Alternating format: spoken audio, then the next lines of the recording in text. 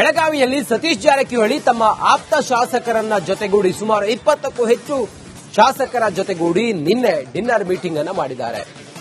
ಆ ಮೂಲಕ ಸಿದ್ದರಾಮಯ್ಯ ವಿರುದ್ಧ ನಡೀತಾ ಇರುವಂತಹ ಈ ನಾಯಕತ್ವದ ಒಂದಿಷ್ಟು ಚರ್ಚೆಗಳು, ಬಣ, ಮತ್ತೊಂದು ಮಗದೊಂದು, ಹೈಕಮಾಂಡ್ ಇದೆಲ್ಲದರ ನಡುವೆ ತಮ್ಮ ಶಕ್ತಿ ಪ್ರದರ್ಶನ ಮಾಡೋದ್ರ ಜೊತೆಗೆ ತಾವೆಲ್ಲರೂ ಕೂಡ ಹೇಗೆ ಒಗ್ಗಟ್ಟಾಗಿರಬೇಕು, ಜೊತೆಗೆ ಸಿದ್ದರಾಮಯ್ಯನವರನ್ನೇ ಮುಂದುವರಿಸುವ ಕುರಿತಾಗಿ ಏನೇನು ಚರ್ಚೆ ಆಗಬೇಕು, ಹೈಕಮಾಂಡ್ ಮುಂದೆ ಹೇಗೆಲ್ಲ ಲಾಬಿ ಮಾಡಬೇಕು ಅನ್ನುವಂಥ ವಿಚಾರ. ಮಾಜಿ ಸಚಿವ ರಾಜಣ್ಣ, ಸಿಎಂ ಪುತ್ರ ಯತೀಂದ್ರರು ಕೂಡ ನಿನ್ನೆ ಈ ಮೀಟಿಂಗ್ನಲ್ಲಿ ಭಾಗಿಯಾಗಿದ್ದಾರೆ. ಡಿನ್ನರ್ ಪಾರ್ಟಿ ಬಗ್ಗೆ ಕೇಳಿದ್ದಕ್ಕೆ ರಾಜಣ್ಣ ಹಾಸ್ಯ ಚಟಾಕಿ ಹಾರಿಸಿದ್ದಾರೆ. ಡಿನ್ನರ್ ಪಾರ್ಟಿಯಲ್ಲಿ ವಿಸ್ಕಿ ಕುಡಿದಿದ್ದೀವಿ, ಮಾಂಸ ತಿಂದಿದ್ದೀವಿ, ಬೇರೆ ಏನು ಚರ್ಚೆ ಆಗಿಲ್ಲ ಅಂತ ಹೇಳಿದ್ದಾರೆ. ಜೊತೆಗೆ ನಮ್ಮ ಕೆಲ ಶಾಸಕರ ಪ್ರತಿಭೆ ಬಗ್ಗೆ ಗೊತ್ತಾಯಿತು ಅಂತ ಹೇಳಿ ಕೂಡ ಹೇಳಿದ್ದಾರೆ. ರಾಜಣ್ಣನವರು ನಿನ್ನೆ ಡಿನ್ನರ್ ಮೀಟಿಂಗ್ ಬಗ್ಗೆ ಪ್ರಶ್ನೆ ಮಾಡಿದಾಗ ಆಡಿದ ಮಾತಿದೆ.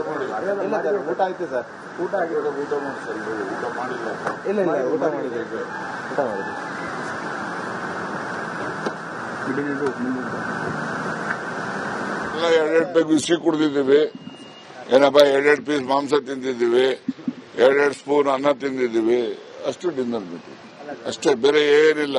ಆಮೇಲೆ ಒಳ್ಳೆ ಹಾಡುಗಾರಿಕೆ, ನಮ್ಮಲ್ಲಿ ಶಾಸಕರುಗಳು ಒಳ್ಳೊಳ್ಳೆ ಕಲಾವಿದರುಗಳಿದೆ, ನನಗೆ ಗೊತ್ತಿರಲಿಲ್ಲ, ಇವತ್ತೇ ನಾನು ನೋಡಿದ್ದು. ಒಳ್ಳೆ ಹಾಡುಗಳನ್ನ ಹಾಡಿದ್ರು ನಮ್ಮ ಬಹಳಷ್ಟು ಜನ ಶಾಸಕರುಗಳು.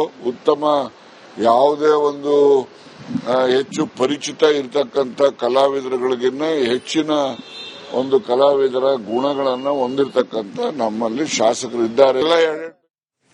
ಹೆಚ್ಚಿನ ಮಾಹಿತಿಯೊಂದಿಗೆ ನಮ್ಮ ಪ್ರತಿನಿಧಿ ಹನುಮಂತು ಈಗ ನೇರ ಸಂಪರ್ಕದಲ್ಲಿದ್ದಾರೆ. ಹನುಮಂತು, ನಿನ್ನೆ ನಡೆದಂತ ಡಿನ್ನರ್ ಮೀಟಿಂಗ್ ಯಾರ್ಯಾರಿದ್ರು, ಏನೇನು ಚರ್ಚೆ ಆಯಿತು, ಇನ್ನರ್ ಪಾಲಿಟಿಕ್ಸ್ ಏನಿದೆ, ಸದ್ಯ ಇವರೆಲ್ಲರೂ ಕೂಡ ಏನು ಮಾಡೋದಕ್ಕೆ ಹೊರಟಿದ್ದಾರೆ, ಈ ಡಿನ್ನರ್ ಪಾಲಿಟಿಕ್ಸ್ ಅಥವಾ ಡಿನ್ನರ್ ಮೀಟಿಂಗ್ ನ ಉದ್ದೇಶ ಏನು, ಹಿಡನ್ ಅಜೆಂಡಾ ಏನು?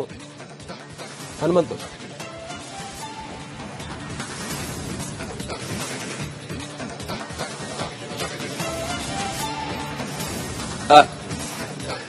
ರಂಜಿತ್, ರಾಜ್ಯ ಕಾಂಗ್ರೆಸ್ನಲ್ಲಿ ಸದ್ಯಕ್ಕೆ ಕದನ ವಿರಾಮದ ವಾತಾವರಣ ಇದ್ರೂ ಕೂಡ ಎರಡೂ ಬಣಗಳಲ್ಲೂ ಕೂಡ ತಮ್ಮದೇ ಆದಂತಹ ಕಾರ್ಯತಂತ್ರವನ್ನ ಎಣಿಲಿಕ್ಕೆ ತಮ್ಮದೇ ಆದಂತಹ ಲೆಕ್ಕಾಚಾರದಲ್ಲಿ ಎರಡೂ ಬಣಗಳು ಇದಾವೆ. ಇತ್ತ ಸಿಎಂ ಸಿದ್ದರಾಮಯ್ಯ ಬಣದ ಶಾಸಕರು ಕೂಡ ಆಗಾಗ ಡಿನ್ನರ್ ಮೀಟಿಂಗ್ ಗಳನ್ನ ಮಾಡ್ತಾ ಇರುವಂತದ್ದು, ಅತ್ತ ಡಿಸಿಎಂ ಡಿಕೆ ಶಿವಕುಮಾರ್ ಅವರ ಬಣದಲ್ಲಿ ಗುರುತಿಸಿಕೊಂಡಿರುವಂತಹ ಶಾಸಕರು ಕೂಡ ಬಣದ ಡಿನ್ನರ್ ಮೀಟಿಂಗ್ ಗಳನ್ನ ಮಾಡ್ತಾ ಇರುವಂತದ್ದು. ಇಲ್ಲಿ ಚಳಿಗಾಲದ ಅಧಿವೇಶನಕ್ಕೆ ಬರುವಂತಹ ಸಂದರ್ಭದಲ್ಲಿ ಒಗ್ಗಟ್ಟಿನ ಜಪವನ್ನ ಮಾಡಿಕೊಂಡೇ ಬಂದಂತಹ ನಾಯಕರು ಇಲ್ಲಿ ಬಂದಂತಹ ಸಂದರ್ಭದಲ್ಲಿ ಔತಣಕೂಟಗಳ ರಾಜಕೀಯ ಜೋರಾಗಿ ನಡೀತಾ ಇದೆ. ಅದರಲ್ಲೂ ಕೂಡ ನಿನ್ನೆ ಸಚಿವ ಸತೀಶ್ ಜಾರಕಿಹೊಳಿ ಅವರು ಕರೆದಂತಹ ಡಿನ್ನರ್ ಮೀಟಿಂಗ್ ಅಲ್ಲಿ 36 ಜನ ಶಾಸಕರು ಕೂಡ ಭಾಗಿಯಾಗಿದ್ರು. ಅದರಲ್ಲಿ ಎಲ್ಲಾ ಶಾಸಕರು ಕೂಡ, ಅಂದ್ರೆ ಎಸ್ಸಿ ಎಸ್ಟಿ ಸಚಿವರು ಮಾತ್ರ ಅಲ್ಲ, ಶಾಸಕರು ಮಾತ್ರ ಅಲ್ಲ, ಬೇರೆ ಬೇರೆ ಸಮುದಾಯದ ಶಾಸಕರು ಕೂಡ ಭಾಗಿಯಾಗಿದ್ರು. ಮತ್ತೆ ಯತೀಂದ್ರ ಸಿದ್ದರಾಮಯ್ಯನವರು ಕೂಡ ಭಾಗಿಯಾಗಿದ್ರು ಅನ್ನೋಂತ ಮಾಹಿತಿ ಇರುವಂತದ್ದು. ಅಂದ್ರೆ ಭಾಗಿಯಾದಂತಹ ಸಂದರ್ಭದಲ್ಲಿ ಊಟದ ಜೊತೆಗೆ ಒಂದಷ್ಟು ಸಣ್ಣ ಮಟ್ಟದ ರಾಜಕೀಯ ಚರ್ಚೆ ಜೊತೆಗೆ ಅವರ ಒಂದಷ್ಟು ಮನರಂಜನೆಯ ವಿಚಾರಗಳನ್ನು ಕೂಡ ಪ್ರಸ್ತಾಪ ಆಗಿದೆ. ಆದಾಗ್ಯೂ ಕೂಡ ಇಲ್ಲಿ ಒಂದು ಸಂದೇಶ ಸ್ಪಷ್ಟ ಆಗಿದೆ.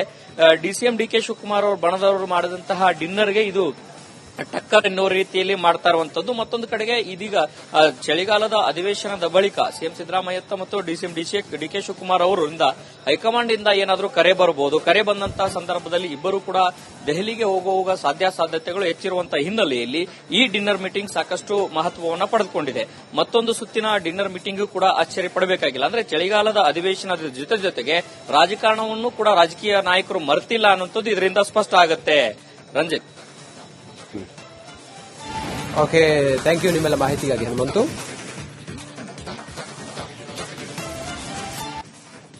ಬೆಳಗಾವಿಯಲ್ಲಿ ಸತೀಶ್ ಜಾರಕಿಹೊಳಿ ತಮ್ಮ ಆಪ್ತ ಶಾಸಕರನ್ನ ಜೊತೆಗೂಡಿ ಸುಮಾರು 20ಕ್ಕೂ ಹೆಚ್ಚು ಶಾಸಕರ ಜೊತೆಗೂಡಿ ನಿನ್ನೆ ಡಿನ್ನರ್ ಮೀಟಿಂಗ್ ಅನ್ನು ಮಾಡಿದ್ದಾರೆ.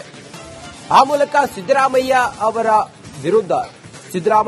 ವಿರುದ್ಧ ನಡೀತಾ ಇರುವಂತಹ ಈ ನಾಯಕತ್ವದ ಒಂದಿಷ್ಟು ಚರ್ಚೆಗಳು, ಬಣ, ಮತ್ತೊಂದು ಮಗದೊಂದು, ಹೈಕಮಾಂಡ್ ಇದೆಲ್ಲದರ ನಡುವೆ ತಮ್ಮ ಶಕ್ತಿ ಪ್ರದರ್ಶನ ಮಾಡೋದ್ರ ಜೊತೆಗೆ ತಾವೆಲ್ಲರೂ ಕೂಡ ಹೇಗೆ ಒಗ್ಗಟ್ಟಾಗಿರಬೇಕು, ಜೊತೆಗೆ ಸಿದ್ದರಾಮಯ್ಯನವರನ್ನೇ ಮುಂದುವರಿಸುವ ಕುರಿತಾಗಿ ಏನೇನು ಚರ್ಚೆ ಆಗಬೇಕು, ಹೈಕಮಾಂಡ್ ಮುಂದೆ ಹೇಗೆಲ್ಲ ಲಾಬಿ ಮಾಡಬೇಕು ಅನ್ನುವಂಥ ವಿಚಾರ.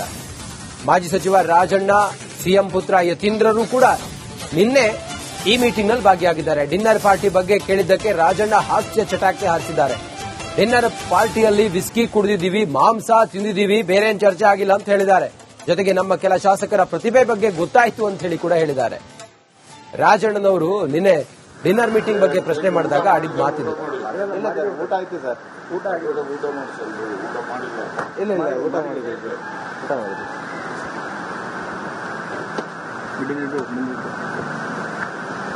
ಎಲ್ಲ 2 ಬಿಸಿ ಕುಡಿದಿದ್ದೀವಿ.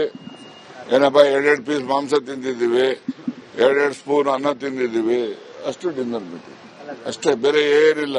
ಆಮೇಲೆ ಒಳ್ಳೆ ಹಾಡುಗಾರಿಕೆ, ನಮ್ಮಲ್ಲಿ ಶಾಸಕರುಗಳು ಒಳ್ಳೊಳ್ಳೆ ಕಲಾವಿದರುಗಳು ನನಗೆ ಗೊತ್ತಿರಲಿಲ್ಲ, ಇವತ್ತೇ ನಾನು ನೋಡಿದ್ದು.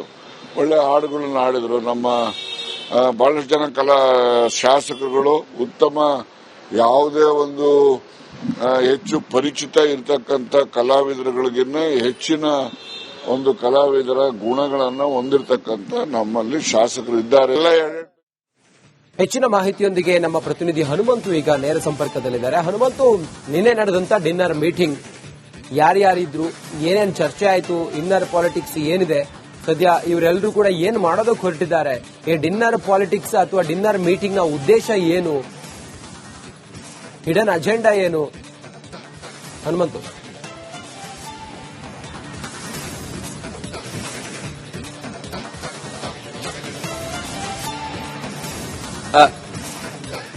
ರಂಜಿತ್, ರಾಜ್ಯ ಕಾಂಗ್ರೆಸ್ನಲ್ಲಿ ಸದ್ಯಕ್ಕೆ ಕದನ ವಿರಾಮದ ವಾತಾವರಣ ಇದ್ರೂ ಕೂಡ ಎರಡೂ ಬಣಗಳಲ್ಲೂ ಕೂಡ ತಮ್ಮದೇ ಆದಂತಹ ಕಾರ್ಯತಂತ್ರವನ್ನ ಎಣಿಲಿಕ್ಕೆ ತಮ್ಮದೇ ಆದಂತಹ ಲೆಕ್ಕಾಚಾರದಲ್ಲಿ ಎರಡೂ ಬಣಗಳು ಇದಾವೆ. ಇತ್ತ ಸಿಎಂ ಸಿದ್ದರಾಮಯ್ಯ ಬಣದ ಶಾಸಕರು ಕೂಡ ಆಗಾಗ ಡಿನ್ನರ್ ಮೀಟಿಂಗ್ ಗಳನ್ನ ಮಾಡ್ತಾ ಇರುವಂತದ್ದು, ಅತ್ತ ಡಿಸಿಎಂ ಡಿಕೆ ಶಿವಕುಮಾರ್ ಅವರ ಬಣದಲ್ಲಿ ಗುರುತಿಸಿಕೊಂಡಿರುವಂತಹ ಶಾಸಕರು ಕೂಡ ಬಣದ ಡಿನ್ನರ್ ಮೀಟಿಂಗ್ ಗಳನ್ನ ಮಾಡ್ತಾ ಇರುವಂತದ್ದು. ಇಲ್ಲಿ ಚಳಿಗಾಲದ ಅಧಿವೇಶನಕ್ಕೆ ಬರುವಂತಹ ಸಂದರ್ಭದಲ್ಲಿ ಒಗ್ಗಟ್ಟಿನ ಜಪವನ್ನ ಮಾಡಿಕೊಂಡೇ ಬಂದಂತಹ ನಾಯಕರು ಇಲ್ಲಿ ಬಂದಂತಹ ಸಂದರ್ಭದಲ್ಲಿ ಔತಣಕೂಟಗಳ ರಾಜಕೀಯ ಜೋರಾಗಿ ನಡೀತಾ ಇದೆ. ಅದರಲ್ಲೂ ಕೂಡ ನಿನ್ನೆ ಸಚಿವ ಸತೀಶ್ ಜಾರಕಿಹೊಳಿ ಅವರು ಕರೆದಂತಹ ಡಿನ್ನರ್ ಮೀಟಿಂಗ್ ಅಲ್ಲಿ 36 ಜನ ಶಾಸಕರು ಕೂಡ ಭಾಗಿಯಾಗಿದ್ರು. ಅದರಲ್ಲಿ ಎಲ್ಲಾ ಶಾಸಕರು ಕೂಡ, ಅಂದ್ರೆ ಎಸ್ಸಿ ಎಸ್ಟಿ ಸಚಿವರು ಮಾತ್ರ ಅಲ್ಲ, ಶಾಸಕರು ಮಾತ್ರ ಅಲ್ಲ, ಬೇರೆ ಬೇರೆ ಸಮುದಾಯದ ಶಾಸಕರು ಕೂಡ ಭಾಗಿಯಾಗಿದ್ರು. ಮತ್ತೆ ಯತೀಂದ್ರ ಸಿದ್ದರಾಮಯ್ಯನವರು ಕೂಡ ಭಾಗಿಯಾಗಿದ್ರು ಅನ್ನೋಂತ ಮಾಹಿತಿ ಇರುವಂತದ್ದು. ಅಂದ್ರೆ ಭಾಗಿಯಾದಂತಹ ಸಂದರ್ಭದಲ್ಲಿ ಊಟದ ಜೊತೆಗೆ ಒಂದಷ್ಟು ಸಣ್ಣ ಮಟ್ಟದ ರಾಜಕೀಯ ಚರ್ಚೆ ಜೊತೆಗೆ ಅವರ ಒಂದಷ್ಟು ಮನರಂಜನೆಯ ವಿಚಾರಗಳನ್ನು ಕೂಡ ಪ್ರಸ್ತಾಪ ಆಗಿದೆ. ಆದಾಗ್ಯೂ ಕೂಡ ಇಲ್ಲಿ ಒಂದು ಸಂದೇಶ ಸ್ಪಷ್ಟ ಆಗಿದೆ.